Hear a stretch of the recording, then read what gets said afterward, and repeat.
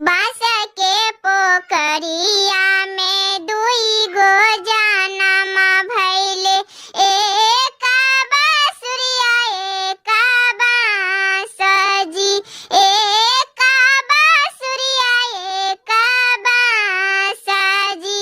Mummy के कोखिया में दुई गो जनमा भइले, एक भैया एक हमजी। मम्मी के कोखिया में दुई गो जनमा भइले, एक भैया एक हमजी।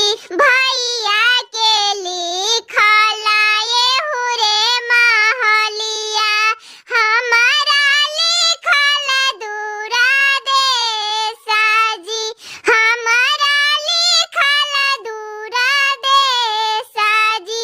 सब सखिया मिली डोलिया फनाबई, मम्मी दुअरिया लागल रोबैजी, मम्मी चौखटिया लागल रोबैजी। हाथ में गमछिया लाए पापा समझावन, चुप रह धनिया हमारा जी।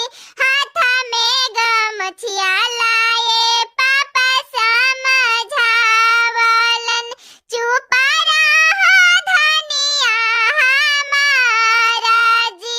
बेटिया के बदले पतोहिया घर वाला एबो, उहे पूरा करिहे तोहर आशा जी। बेटिया के बदले पतोहिया घर वाला एबो, उहे पूरा करिहे तोहर आशा जी। चुप रहूं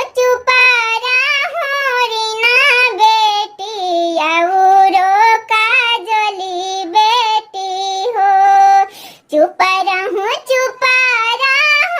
रीना बेटी, औरो काजली बेटी हो।